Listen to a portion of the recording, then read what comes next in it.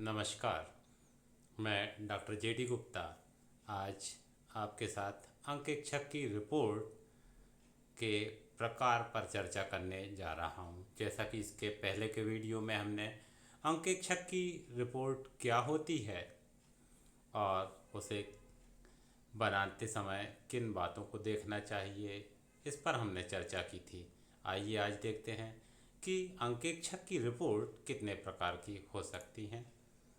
अंकेक्षक की रिपोर्ट दो प्रकार की हो सकती है। पहली है स्वच्छ या अमर्यादित रिपोर्ट, दूसरी है मर्यादित रिपोर्ट। स्वच्छ या अमर्यादित रिपोर्ट को अंग्रेजी में हम क्लीन रिपोर्ट के नाम से या अनक्वालिफाइड रिपोर्ट के नाम से जानते हैं, और दूसरी है मर्यादित या क्वालिफाइड रिपोर्ट। आइए देखें कि स्वच्छ या अमर्यादित रिपोर्ट किस तरह से होती है। स्वच्छ या अमर्यादित रिपोर्ट। अंकेक्षक की रिपोर्ट में जिन 5 बातों का समावेश होना चाहिए उनके संबंध में अंकेक्षक यदि पूर्ण रूप से संतुष्ट होता है तो वह अंतिम खातों पर अपनी स्वच्छ रिपोर्ट देता है।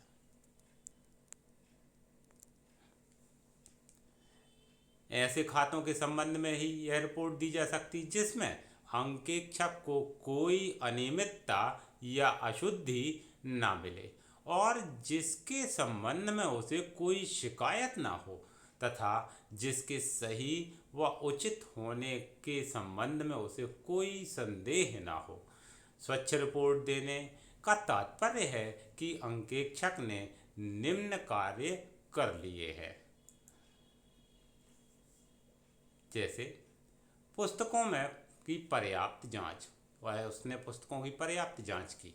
अंकेक्षक के सर्वसामान्य सिद्धांतों का, अंकेक्षण के जो सर्वसामान्य सिद्धांत हैं उन सिद्धांतों का पालन किया। परिस्थितियों के अनुकूल आवश्यक प्रक्रिया को अपनाया। उचित सावधानी एवं चतुराई से का उपयोग करा। इस प्रकार स्वच्छ रिपोर्ट वह रिपोर्ट है जिसमें अंकेक्षक द्वारा किसी अनियमितता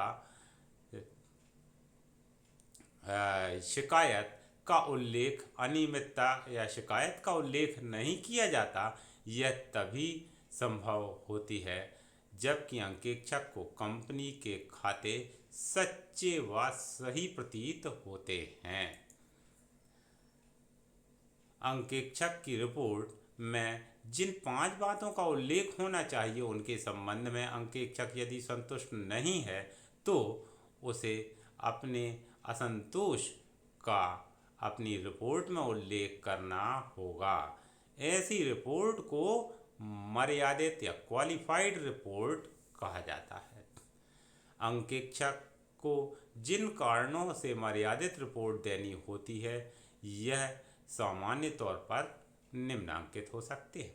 जैसे अंकेक्षक लेखे की जांच में आवश्यक अंकेक्षक प्रक्रियाओं को न अपना सका क्योंकि उसे आवश्यक प्रमाण पत्र न मिल सके हों।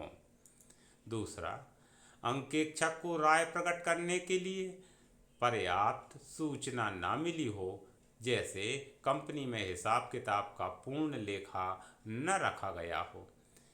तीसरा हो सकता है हिसाब किताब में लेखाकर्म के सिद्धांतों का उल्लंघन किया गया हो या अंतिम साल दर साल अपनाए गए लेखाकर्म सिद्धांतों में कोई असंगति हो, जैसे अंतिम स्टॉक का मूल्यांकन पिछले वर्ष जिस तरीके से किया गया हो उसमें परिवर्तन कर दिया है और परिवर्तन अंकेक्षक को मान्य न हो। अंकेक्षक को मर्यादित रिपोर्ट देते समय कुछ बातों का ध्यान अवश्य रखना चाहिए कि यदि अंकेक्षक मर्यादित रिपोर्ट देता है तो मर्यादित रिपोर्ट के संबंध में वह किन बातों को ध्यान में रखे, किस मद के संबंध में मर्यादा की आवश्यकता है, यह बात अंकेक्षक की जांच के पश्चात वह तय करता है कि वह कौन सी मद है जिसके संबंध में उसको शंका है, जिसका उल्लेख उसे अपनी रिपोर्ट में करना है। दूसरा है, क्या अंकेक्षक किसी ऐसी बात से असहमत है जिसको कंपनी के द्वारा किया गया है अथवा सूचना की अपर्याप्तता के कारण वह किसी मद के संबंध में अपनी उचित राय बनाने में असमर्थ है। तीसरा, क्या कुछ मामले इतने महत्वपूर्ण हैं कि जिनका प्रभाव कंपनी के कार्यों के सही एवं उचित प्रस्तुतिकरण पर पड़ता है अथवा ऐसी प्रकृति के हैं जिनका प्रभाव खातों में दिखाए गए किसी खास विषय पर पड़ता है। क्या चौथा है, क्या मर्यादा संबंधी विषय कंपनी अधिनियम 2013 की किसी प्रमुख धारा या अन्य व्यवस्था के उल्लंघन से संबंध रखता है।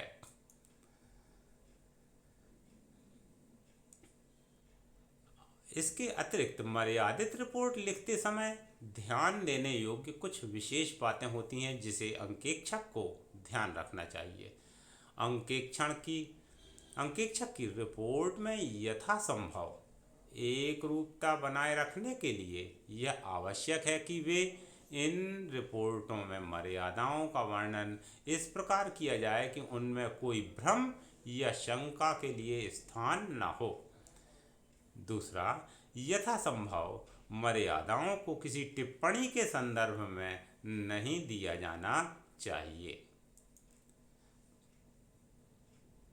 मर्यादाओं को इस प्रकार रखना चाहिए जिससे कि यह स्पष्ट हो जाए कि इसका अंकेक्षक के रिपोर्ट के किस भाग से संबंध है। मर्यादाएं देते समय उसके सिवाय अथवा इसके आधार पर आदि शब्दों का उपयोग साधारणतः किया जाता है। उन पर टिप्पणियों के साथ पढ़िए जैसी पंक्तियों का समावेश नहीं करना चाहिए। वास्तव में ये स्वयं मर्यादाएं नहीं हैं। अंकेक्षक की रिपोर्ट स्पष्ट, संक्षिप्त तथा गहन होनी चाहिए। उसकी रिपोर्ट में मर्यादाओं या शंकाओं को बिल्कुल स्पष्ट रूप से रखा जाना चाहिए। साथ ही संक्षिप्त होने का यह भी आशय नहीं है, ऐसा नहीं है कि पूरी बात समझ में ही ना आए। ऐसी संक्षिप्तता भी संक्षिप्तता नहीं मानी जाएगी। अर्थात जो बातें मुख्य हैं उन पर विशेष जोर दिया जाए और उन्हें अपनी रिपोर्ट में अवश्य शामिल किया जाए। अपने द्वारा प्रस्तावित मर्यादाओं के संबंध में अंकेक्षक को अपनी रिपोर्ट में सामान्यतः संचालकों के स्पष्टीकरण को सम्मिलित नहीं करना चाहिए। सातवां है, अंकेक्षक को अपनी रिपोर्ट की मर्यादाओं को देते समय यह कर्तव्य समझना चाहिए कि उसको अपनी स्वतंत्र यह स्पष्ट राय ही प्रकट करनी है। अंकेक्षक का स्वयं का निर्णय है कि वह मर्यादा देना चाहता है या नहीं। धन्यवाद। इसके पश्चात नए वीडियो के साथ हम पुनः मिलेंगे।